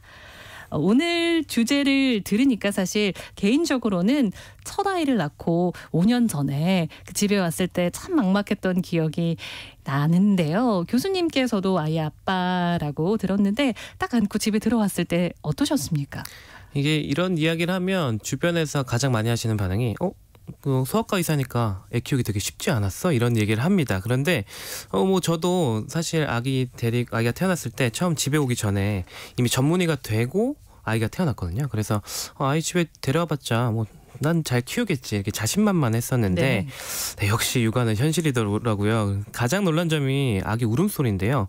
이게 소아과 의사들은 아기 울음소리를 되게 잘 견뎌야 됩니다. 그래서 저도 체질적으로 아이들이 막 울 때 그 울음소리가 배경음악처럼 그냥 들리고 별 신경에 거슬리질 않아요. 근데 저희 아이 울음소리를 딱 처음 듣자마자 이게 고막이 막 울리고 막 가슴에 막 울음소리가 막 콱콱 박히잖아요. 그런 느낌을 받으면서 이거 내 아이는 다르구나라는 생각을 했고, 그 아이 수유하고 기저귀 갈고 이런 거는 병원에서도 아기들한테 많이 했거든요. 그랬는데 목욕시키는 게 좀 무섭더라고요. 왜냐하면 이게 물놀이나 이런 걸 하다가 사고 난 아이들을 워낙 많이 봐가지고 이거 내가 아기 미끄러져서 놓쳐서 사고 날까 걱정이 되기도 하고, 그렇다고 꽉 잡았다가는 또 사고 날까 봐 또 애가 아플까 봐 걱정을 했는데 물론 이런 것들이 다른 초보 부모님들보단 훨씬 수월했겠죠.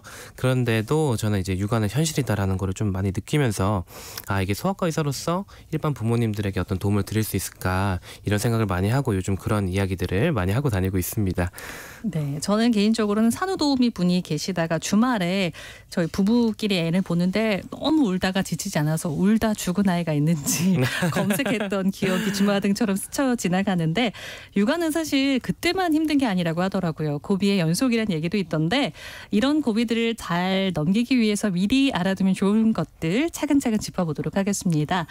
우선 태어난 지 정말 얼마 안 된 만지기도 좀 부서질 것 같은 그 신생아라고 하잖아요. 이 시기에는 참 모든 걸 다 조심해야 될 것 같긴 하거든요. 네. 이게 태어나서 생후 한 달이 안 된 아이들을 이제 신생아라고 하는데요. 신생아들을 집에 와서 이제 걱정이 되게 많으시죠, 부모님들이. 왜냐면 이제 실제로 하려고 하니까 아기는 태어나서 가장 작은 시기잖아요. 네. 가장 연약한 시기이기도 하고 또 힘든 게 이제 신생아 때는 밤에 2-3시간마다 깨가지고 엄마 아빠 깨워서 보초 세우고 그래서 육체적으로도 힘들고 마음으로도 힘든데 이런 점들은 이미 많은 분들이 미리 공부하시고 그리고 주변에 이야기를 많이 들어서 알고 계세요. 근데 한 가지 조금 간과하시는 게 바로 배앓이 예방을 좀 신생아 시기부터 해야 된다라는 겁니다. 배앓이요? 네. 배앓이는 아기가 밤에 갑자기 왕 하고 어디가 아픈 것처럼 막 우는 거고 잘 달래지지 않아서 밤에 굉장히 고생을 많이 하는 건데 이게 시작하는 거는 주로 한 생후 4에서 6주 정도 되거든요. 네, 이렇게 한번 시작하고 나면 몇 달 동안 지속이 돼요. 그러니까 밤새 막 우는 게 몇 달 동안 지속되니까 가족들 모두가 엄청 힘든 시기를 보내게 되는 건데 통계적으로는 전체 아이들 중에 한 40% 정도가 배앓이를 한다 이렇게 나와 있지만 근데 현실적으로 대화를 나눠보면 거의 대부분 부모님들이 아이들이 배앓이가 있었다라고 하세요. 근데 이제 배앓이가 시작하는 시기는 신생아 시기가 끝난 직후긴 한데 대부분 배앓이를 신경 쓰기 시작하는 것도 배앓이를 앓기 시작해서거든요. 그래서 이게 배앓이 시작하기 전에 신생아 시기부터 좀 예방을 하시는 게 중요하다. 제가 꼭 말씀을 드리는 거고 이게 배앓이가 의학용으로는 영아산통이라고 부르는데 과학적으로는 이게 왜 생기는지 정확히 원인을 몰라요. 네. 근데 한 가지 힌트를 저희가 알고 있는 게 배앓이하는 아이들이 대부분 울음을 그칠 때 뭘 하냐면 방구를 뽕 낍니다. 되게 귀엽죠. 그래서 장운동이 미숙한 아기들이 배에 가스가 차면서 배가 아픈 것 이거를 저희가 배앓이라고 생각을 하고 있어서 그럼 배앓이 예방은 배에 가스가 차는 걸 예방할 수 있겠다 이렇게 생각을 하고 있어요. 그리고 실제 이게 효과가 있습니다. 근데 대부분 아이들이 배에 가스 차는 원인이 공기를 많이 먹어서요. 그러면은 수유할 때 공기를 먹는 걸 줄여줘야 되겠죠. 그때 가장 먼저 하실 수 있는 게 아이들이 배고파서 막 울 때 수유를 시작하는 경우가 많은데 이 아기들이 막 울 때는 공기를 많이 먹거든요. 그래서 이미 공기를 많이 먹고 수유를 시작하면 그게 다 장으로 내려가서 배가 아픈 거예요. 그래서 아기들이 많이 울기 전에 배고프다는 신호를 미리 보내는데 이거를 미리 알아채고 수유를 시작하는 게 좋습니다. 예를 들면 뭐 혀를 날름거리거나 입을 오물오물거리고 좀 심한 경우는 좀 끙끙거리기도 해요. 그래서 이런 신호를 빨리 알아채고 이때 아이가 울기 전에 빨리 수유해줘야겠다. 이렇게 수유를 미리미리 하시는 게 중요하고 이런 거 알아차리는 게 또 신생아 시기부터 연습하셔야 되는 상황입니다. 울기 전에 수유를 시작해라. 그리고 이것 말고도 배앓이를 예방할 수 있는 방법들이 또 있을 것 같은데요. 네, 이게 결국 수유랑 연관이 되는데요. 수유 방법이 또 중요합니다. 젖병 수유를 기준으로 설명을 드리면 이 젖병 꼭지가 아이 입에 가득 물게 이렇게 물려주셔야 돼요. 이렇게 많이 실수하시는 분들은 꼭지 끝 부분만 살짝만 물리죠. 네. 그렇게 물면 아기가 빨면서 입이 허공에 막 돌면서 분유랑 공기를 같이 먹어요. 그리고 또 중요한 게 젖병의 각도도 중요한데요. 이게 편하게 먹이시겠다고 약간 이렇게 젖병을 눕혀서 주시면 이게 젖병에 이게 분유는 반, 공기가 반이라서 아기가 먹는 게 공기 반, 분유 반이 돼요. 그러면 또 공기가 차겠죠. 그래서 또 젖병으로 수유하실 때는 살짝 세워서 아기 입 주변에는 딱 분유만 차 있게 이렇게 주시는 게 중요합니다. 그리고 제가 꼭 말씀드리는 게 가장 많은 분들이 잘 못하시는 건데요. 이게 분유 타놓은 거 남으면 아깝잖아요. 그래서 분유를 끝까지 다 먹이시거든요. 그래서 이거 하지 말라고 말씀을 드려요. 그래서 분유를 탈 때 아기가 먹는 양보다 한 2-30ml 더 타서 주시고 이게 만약에 아이가 먹고 남겼다 그러면은 그 미련 가지지 마시고 버리고 이게 왜냐하면 이게 끝까지 다 먹으면 마지막에 공기를 먹을 수밖에 없어요. 빠는 과정에서. 네, 그렇죠. 마지막에는 공기를 먹을 수밖에 없기 때문에 남으면 그냥 버리시고 여유롭게 타서 남으면 버리시고 그리고 이게 이렇게 타면 또 좋은 게 아기들은 먹는 양이 막 늘어나잖아요. 그러니까 아기 분유 양이 늘어나는 거를 보는 것도 딱 그 여유롭게 타봐야 더 잘 알 수 있습니다. 그래서 이런 올바른 수유 방법은 신생아 시기부터 연습을 하셔야 돼요. 그래서 이게 결국은 배앓이 예방까지 되니까 신생아 시기부터 잘 신경을 쓰셔야 된다 이렇게 말씀을 드립니다.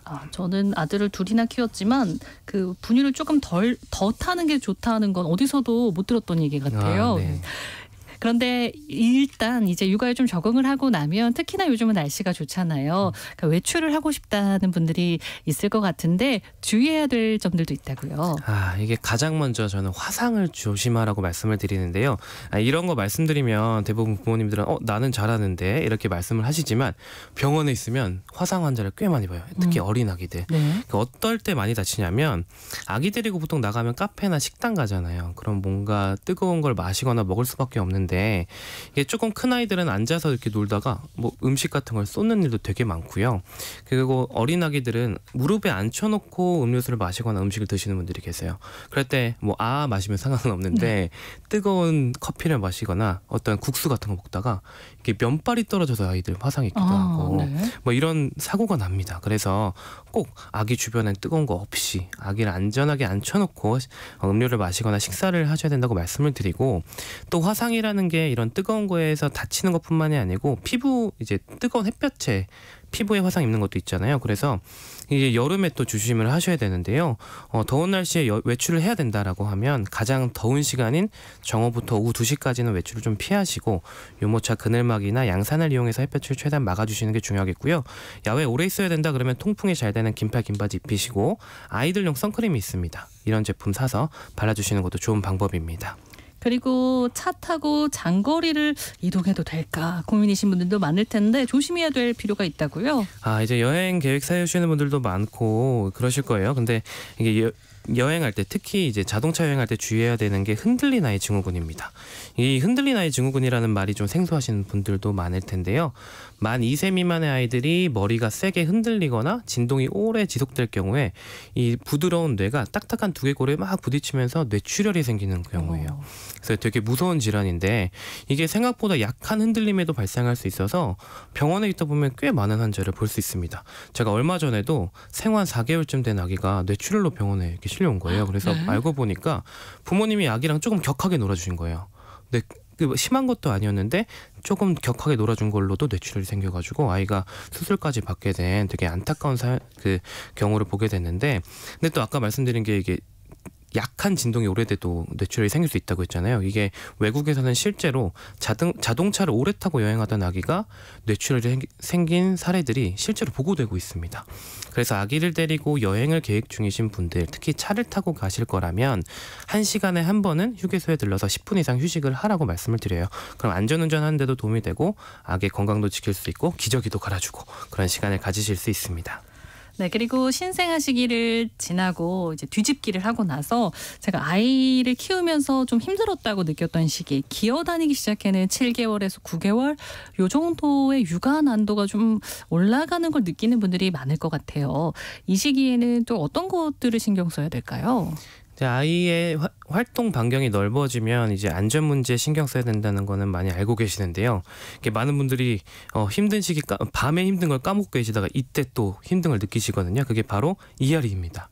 아까 배앓이 얘기를 말씀드렸는데 배앓이는 한 생후 2개월부터 한 3개월 정도에 이렇게 끝나요. 그래서 100일의 기적 해서 밤잠 통잠 자고 우리 애 이제 밤에 잘 자요 하다 갑자기 밤에 깨서 막 울고 놀다가 짜증내고 밥도 안 먹고 막 침 흘리고 뭐 이런 모습을 보이는 게 바로 이앓이 때문인데요.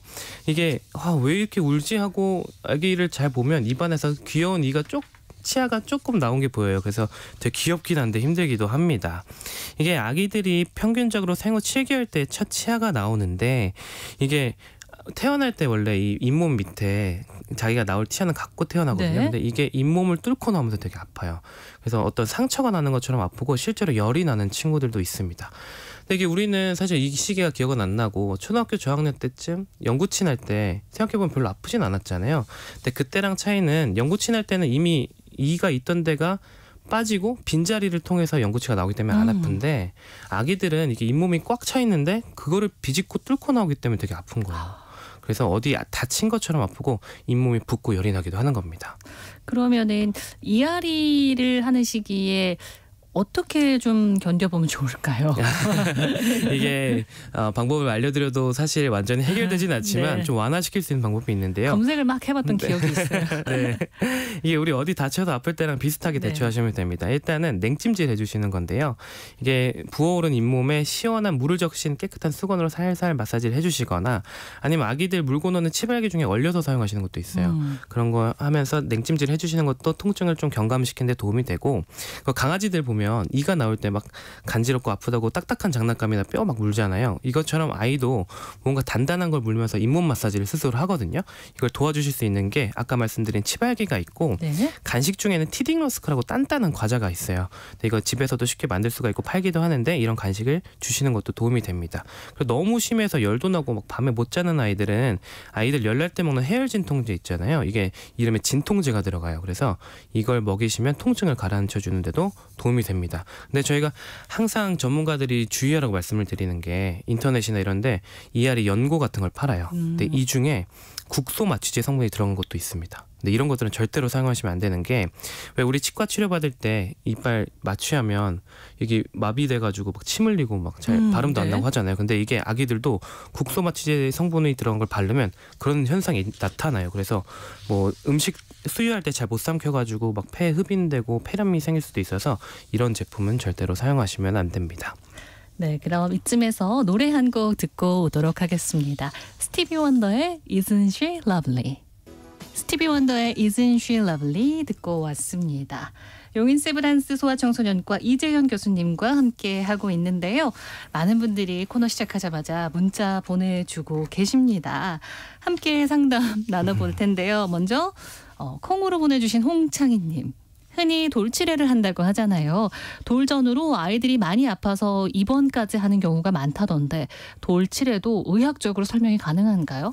네, 설명이 가능합니다. 이게 아이들이 생후 6개월이 넘어가면 이게 엄마로부터 받았던 항체가 이제 점점 없어지고 아이가 스스로 만들어내는 항체가 이제 이게 채워져야 되는데 그 속도가 좀 느려요. 그래서 생후 6개월 정도 때 몸에 있는 전체 항체 온도가 좀 낮습니다. 이거를 면역의 암흑기라고 부르거든요. 네. 그래서 이 면역의 암흑기가 오면 아이들이 좀 감염병에 잘 걸릴 수밖에 없어요. 근데 또 아이들이 돌전으로 많이 아픈 이유가 이때 외출도 많이 하고요.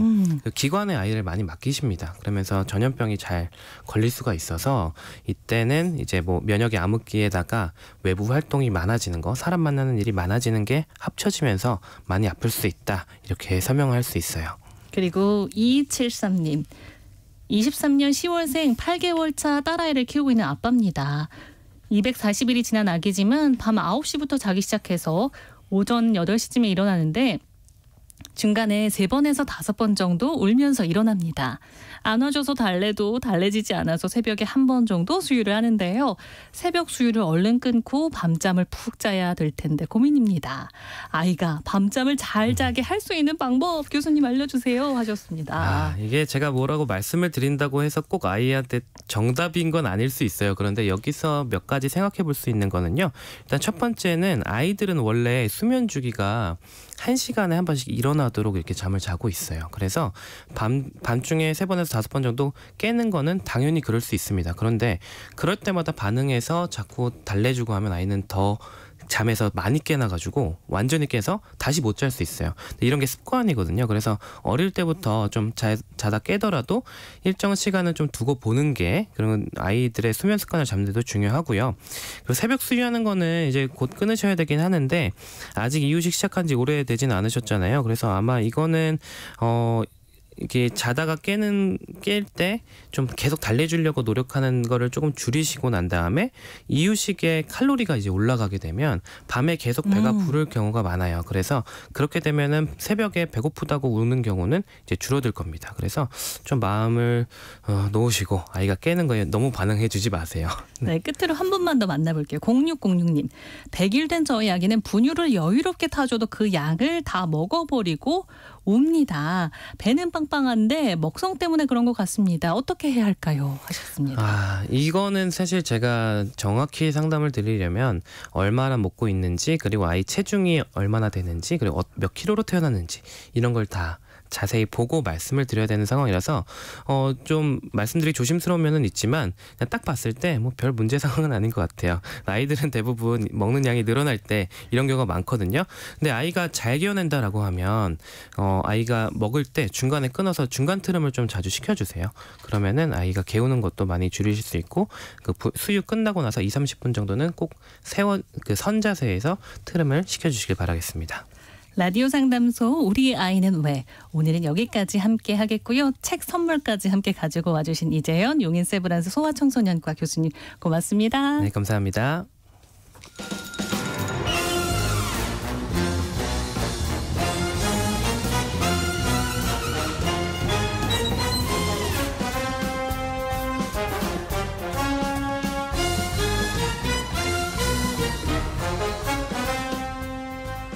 목요일은 공연을 소개하는 시간입니다. 라디오 객석 1열 목공소 공연 제작사랑의 안영수 대표와 함께합니다. 안녕하세요. 네, 안녕하세요. 목공소 사장 안영수 인사드리겠습니다. 네, 네. 오늘은 어떤 공연을 준비해 주셨습니까? 네, 처음 뵙겠습니다. 네. 안녕하세요. 오자마자 마이크를 툭 쳐갖고 소리가 어떻게 들렸는지 모르겠네요. 네. 네. 제가 이제 최근에 몇 주간 대학로에서 공연되는 그 대중분들한테 많이 알려지지 않은 소극장 공연을 위주로 좀 소개를 해드렸는데 이번 주는 좀 다르게 준비했습니다. 네. 그 상대적으로 청취자분들이 그래도 좀 더 많이 아실만한 공연, 세계적으로도 이미 많이 알려져 있는 공연이고 그리고 우리나라에서도 현재 굉장히 인기를 끌고 있는 대극장 공연 두 작품을 좀 간단하게 소개해드리고 노래를 한 곡씩 들어보는 시간으로 오늘 준비했습니다. 유명한 작품, 그것도 두 작품을 준비해 주셨다고 하셨는데요. 네. 어떤 작품일지 기대가 되는데요. 네, 우리 진행자님께서는 뮤지컬 좋아하세요? 좋아합니다. 많이 보세요? 많이 봤는데 최근에는 네. 많이 못 본 것 같아요. 그럼 아마 들어보셨을 것 같은데 제가 이제 매주 한 편씩 소개하기에 너무 많은 공연들이 현재 우리나라에서 공연이 되고 있거든요. 공연들이. 그래서 오늘 이렇게 준비를 했고요. 먼저 소개해드릴 작품은 우리나라에서 초연되는 작품인데 사실 대한민국 초연보다는 좀 이렇게 그 규모감 있게 말씀드리려면은 아시아 초연이라고. 아시아 최초 초연. 해야 되는 게 맞는 것 같고 그 간단한 이 작품의 기록들을 말씀드리면 전 세계적으로는 2015년에 초연이 됐고 2년 만에 브로드웨이를 장악한 작품이다. 이렇게 생각하시면 될 것 같아요. 뮤지컬 디어 에반 헨슨이라는 작품 갖고 왔습니다. 디어 에반 헨슨. 네. 얼마나 대단한 작품이기에 브로드웨이를 장악했던 이야기까지 나올까요? 일단 그 상을 많이 받았죠. 브로드웨이 장악했다고 하면 뭐 증거가 있어야 되는데 상을 많이 받은 작품이고요. 70일의 토니상 때 9개 부분이 노미네이트 됐고 그중에서 6개 부분 최우수 작품상, 극본상, 작곡상, 남우주연, 여우주연, 편곡 이렇게 해서 6개 부분을 수상한 작품이고요. 그 브로드웨이에 있는 공연장 뮤직박스 시어터에서 기록을 보니까 103%의 객석 점유율을 기록했대요. 이게 103%라는 숫자가 상식적으로 어떻게 나왔는지 모르겠는데 그 뭐 좌석 말고 옆에 입석을 팔았는지 모르겠는데 103%의 그 유료 점유율을 기록한 작품이라고 하고 이런 식으로 이제 대단한 기록을 갖고 있는 작품입니다. 네, 103%의 객석 점유율. 그렇게 높다는 건 아마 이 작품을 좋아하는 관객들이 많다는 걸 텐데요. 어떤 매력이 있는 걸까요? 예, 일단 그 뭐 흥행 기록이 이 정도니까 뭐 자랑할 만한 기록들이 뭐 한두 가지가 아닐 텐데 그래도 우리나라 초연이니까 이 작품을 잘 모르시거나 아니면 들어는 보셨는데 아직 공연장까지는 선뜻 가보지 못하신 분들을 위해서 제가 이 작품의 매력을 조금 설명을 해드리면 일단 뮤지컬이니까 음악이 굉장히 중요하지 않습니까? 이 작품의 음악을 만든 이 작사 작곡을 맡은 사람들이 어떤 사람들이냐면 영화 라라랜드, 위대한 쇼맨, 알라딘 이걸 만들었던 음악팀 그 바로 작사 작곡 듀오인 파색 앤 폴, 그러니까 파색과 폴 이 팀이 만든 거거든요. 그러니까 얼마나 이 요즘 대중들이 좋아할 만한 음악을 만드는 사람들인지를 아실 수 있을 것 같고요.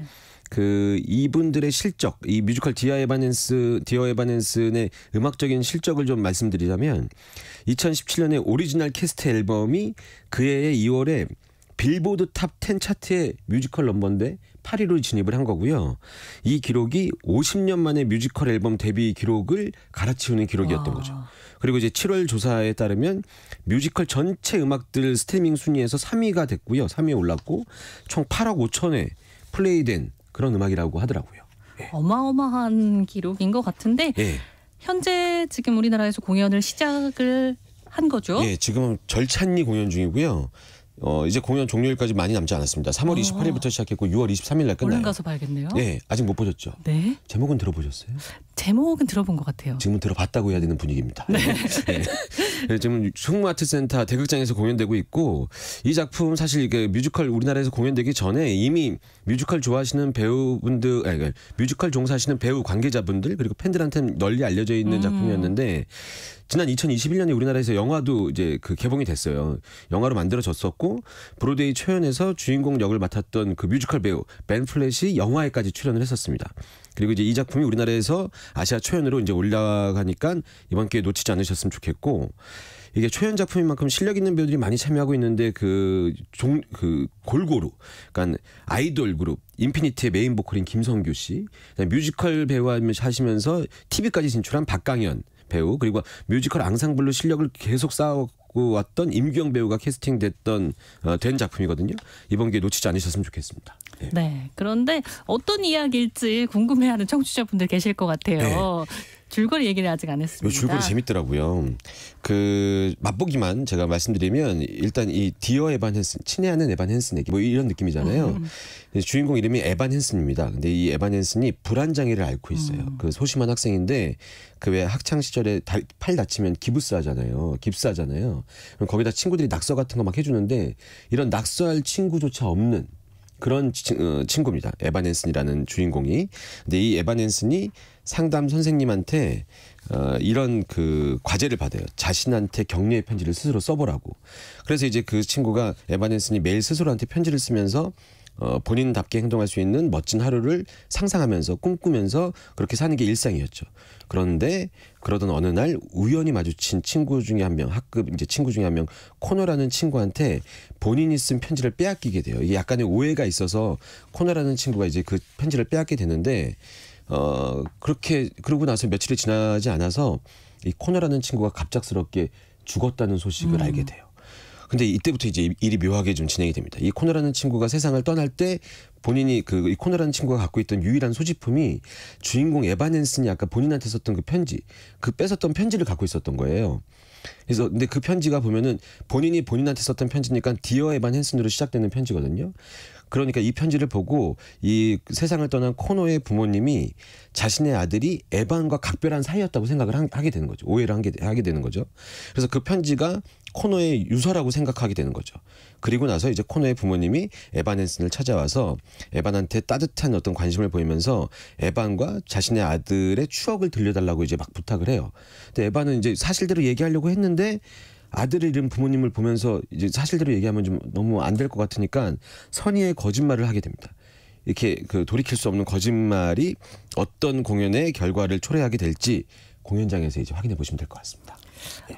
거짓말 때문에 벌어지는 상황들이 굉장히 긴장감 있게 펼쳐질 것 같은데 네. 살짝 힌트를 주신다면 네. 감동까지. 이 작품은 그 살짝 힌트 정도가 아니라 그 긴장감, 서스펜스 이런 류의 그 공연 장르가 아니고 그저 감동의 감동을 주는 공연이라고 생각하시면 되거든요.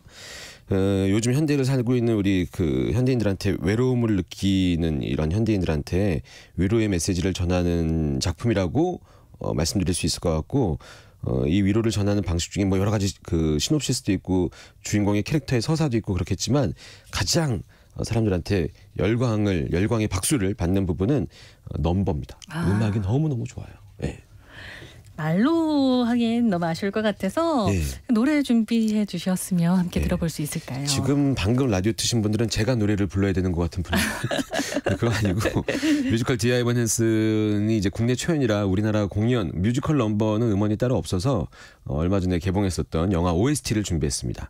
그 주변 사람들에게 다가가고픈 주인공 에반의 어떤 간절함을 담은 곡 Waving Through a Window라는 넘버거든요. 이거 굉장히 인기 있는 넘버입니다. 이 작품에서. 네. 함께 듣고 오시죠. 디어 에반 헨슨 OST 가운데 Waving Through a Window 함께 듣고 오셨습니다. 다음 소개해 주실 공연으로 넘어가 보도록 하겠습니다. 네.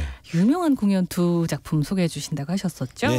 다음 작품은 아마 보지는 못하신 분들이 계실 수 있어도 제목만은 못 들어보신 분들이 별로 없을 것 같은 작품입니다. 아주 유명한 뮤지컬 헤드윅 갖고 왔습니다. 예. 헤드윅 정말 많이들 좋아하는 작품인데요. 네. 공연을 보지 못한 분들이라도 어렴풋하게 왜 짙은 메이크업, 그렇죠. 매니큐어 바르고 금발에 화려한 가발을 쓴 여자로 분장한 남자 배우의 모습 떠올려지시는 분들 많을 것 같아요. 네, 그 이미지 그 공개될 때마다 아주 그냥 그 여기 뭐 SNS에 많이 그 도배가 되곤 하는데 제가 소개를 안 하고 넘어가기에는 그 헤드윅이라는 작품이 갖고 있는 아우라라고 해도 되나요? 그 아우라가 너무 커서 그냥 이 세상의 모든 정보에서 이 목공소 사장인데 얘기 안 하긴 너무 힘들어서 오늘 아주 간단하게 소개해드리고 넘어가려고 갖고 왔고요. 우리나라에서 벌써 초연된 게 이제 20년 돼갑니다. 2005년에 초연됐거든요. 이때 이제 조승우 배우, 오만석 배우 막 이렇게 해서 화제가 됐었죠.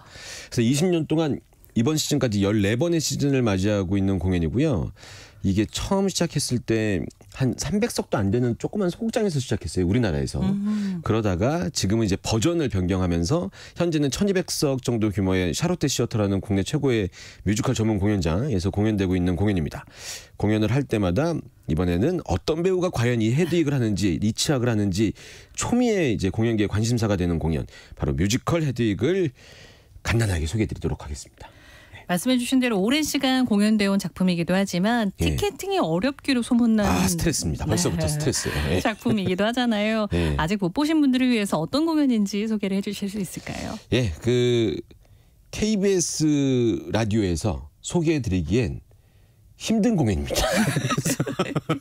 네, 그래도 소개를 한번 해보자면 우리 그 진행자님께서는 예전에 아까 보셨다고 하셔서 아실 텐데 10년 전인 것 같아요. 그럼 기억을 좀 더듬으면서 따라와 주시면 좋을 것 같은데 일단 배경이 1988년 동독입니다. 그래서 이제 그 동독에 있는 그 어떤 가정에 한셀이라는 친구가 주인공인데 엄마랑 단둘이 살고 있는 가난한 소년이었거든요. 이 한셀이라는 친구의 오직 유일한 즐거움은 미군 라디오를 통해서 나오는 락 음악을 듣는 거였어요. 근데 어느 날 그렇게 이제 그런 게 취미였던 이 친구한테 어떤 미군의 제안으로 본인의 암울한 현실을 탈출할 수 있는 기회가 찾아옵니다. 그리고 이제 그 제안을 받아들이기 위해서 이름도 한셀이란 이름 말고 자기의 엄마의 이름이 한셀의 엄마 이름이 헤드윅입니다. 엄마 이름으로 바꾸고 성전환 수술을 이제 감행하게 됐죠. 근데 그 결과가 안타까운 결과로 이어지게 됩니다. 방송에서 자세히 제가 설명해 드릴 수가 없어요. 예, 근데 어찌됐건 그렇게 이제 미국으로 건너온 헤드윅은 정말 이런저런 일을 겪으면서 변두리 빠를 전전하면서 그 노래를 부르는 사람이 돼요. 그 같이 미국으로 넘어오게 도와줬던 사람은 넘어오자마자 헤어지게 되고 그렇게 이제 지내던 중에 톰이라는 소년을 만나게 돼요. 근데 톰이라는 소년한테 이 헤드윅이 락앤롤을 가르치게 됩니다. 그리고 둘 사이는 매우 가까워져요. 그리고 이 둘이 같이 합심해서 낸 앨범이 대박이 납니다. 그런데 그렇게 서로 굉장히 끈끈한 관계를 유지하고 있던 어떤 날 결국 이제 토니가 이 헤드윅이 어떤 사람이었는지 그 비밀을 알게 되는 과정을 겪게 돼요. 그 이후에 토미는 헤드윅을 떠나게 됩니다. 그리고 이제 토미는 계속 자기 길을 걸어서 유명한 락스타가 됐는데 사실 이 토미의 이미지와 음악은 이 헤드윅이 만들어준 거나 마찬가지거든요. 그래서 헤드윅 입장에서는 얼마나 안타깝다고 제가 대본에 썼지만 화도 나고 사랑했던 친구인데 뭐 이런 마음이 들겠어요. 그래서 이 뮤지컬 헤드윅은 주인공인 그 이 헤드윅이 슈퍼스타인 토미가 이제 슈퍼스타가 된 토미가 공연하고 있는 콘서트장 바로 옆에서 자신이 이제 콘서트를 작게 여는 거죠. 조그만 공연장에서. 그래서 자신의 지난 이야기를 관객들한테 하는 구조로 이제 만들어진 공연이거든요. 이제 헤드윅의 삶이 굉장히 쓸쓸하고 힘든 이런 삶이었는데 자신의 이야기를 무겁지만은 않게 굉장히 위트 있게 재미있게 그리고 약간 좀 짓궂게 이렇게 표현하면서 풀어가는 공연이거든요. 그래서 이제 실제 공연장에 온 관객들이랑 실제 콘서트장에서 만난 관객과 가수로서 대화도 하면서 그렇게 풀어가는 공연이 바로 이 뮤지컬 헤드윅입니다. 그렇게 관객들과 직접 풀어가기 때문에 어떤 배우가 하느냐가 굉장히 중요할 것 같아요. 네. 뭐 다 아실 것 같아서 조정석 배우가 아주 예전에부터 지금 벌써 몇 번째 이 헤드윅을 이번에도 역시 하고 있고요. 유연석 배우 그리고 뮤지컬계에서 전동석 배우 이 세 분이 헤드윅을 하고 있고요. 이번 시즌에 그 헤드윅 옆에 있는 이치학이라는 그 여성 배우가 맡은 역할이거든요.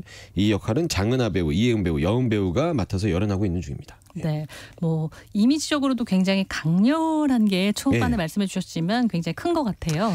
예, 그 헤드윅 하면 상징되는 그 포스터 이 노란색 이렇게 뿔난 것 같은 요 그림 있지 않습니까? 요 상징되는 포스터의 이미지 그리고 이제 배우가 분장을 하게 되면 아까 초반에 말씀해 주셨지만 그 짙은 눈화장 그리고 이제 이 공연을 막상 보면 이 공연의 후반부에 가면 이 헤드윅이 자신의 가발도 집어 던지고 옷도 벗어버리고 이러면서 혼자 쫙 부르는 넘버가 있거든요. 이 개인적으로는 이 공연 후반부에 나오는 짧은 핫팬츠를 제외하고 모든 걸 다 벗어 던진 상태에서의 헤드윅의 모습이 전 너무 기억나세요? 날 것 같습니다. 네. 네. 방송인데 날 것 같다고 하시면 나네요 이렇게 해주세요. 네, 이런 이미지의 모습이 이 뮤지컬 헤드윅을 상징하는 모습이고 한 명 이제 1인극은 아니지만 그 굉장히 소수의 인원이 나와서 공연하는데 그 밴드 분들이랑 같이 막 얘기하면서도 하거든요. 이 콘서트장 같은 형식의 이 공연을 보고 있는 관객들한테 어마어마한 그 열정, 이 뜨거운 에너지를 전달하는 그런 공연이라고 생각하시면 될 것 같습니다. 다시 한번 보고 싶어지는 마음이 개인적으로는 드는데 어떤 노래 들으면 좋을까요? 네, 이제 또 마무리해야 되네요. 네. 네, 현재 공연하고 있는 지금 현재 공연하고 있는 헤드윅에서 유연석 배우의 버전으로 저희 준비했는데 Tear Me Down 들으시면서 오늘 뜨겁게 마무리하시면 될 것 같은데 너무 유명한 넘버가 많거든요. 근데 요 넘버 오늘 갖고 왔습니다. 네, 지금까지 랑 안영수 대표와 함께했습니다. 목요일은 공연을 소개하는 시간 목공소 다음 주에도 잘 운영 부탁드립니다. 고맙습니다. 감사합니다. 세상의 모든 정보 여기서 마무리하겠습니다. 모바일 쿠폰 당첨자는 홈페이지 공지사항에서 확인하실 수 있습니다. 끝으로 뮤지컬 헤드윅 가운데 유연석 배우가 부른 넘버 Tear Me Down 함께 들으시고요. 저는 내일 다시 찾아오겠습니다. 행복한 오후 되세요. 지금까지 아나운서 정치원이었습니다. 고맙습니다. 내가 누군지 알아? 내가 바로 그 새로운 베를린 장벽 어디 한번 푸셔봐. 두 개로 분리된 그 도시 내가 탄생한 곳 거대한 장벽을 딛고서 Now call me for you. 모든 사람들이 날 부셔 Tell me down.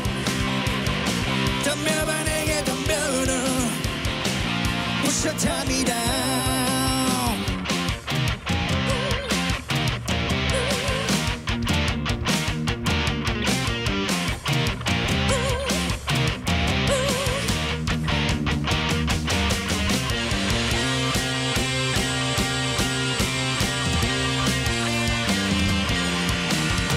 내 살이 잘린 악몽의 수술 치솟는 건 불가피 내 몸을 내치고 쑤셔대는 잔인한 너 뱉어침을 뱉어 사람이 모든 사람들이 날 부셔 Tell me down. 덤벼봐 내게 덤벼라 부셔 Tell me down.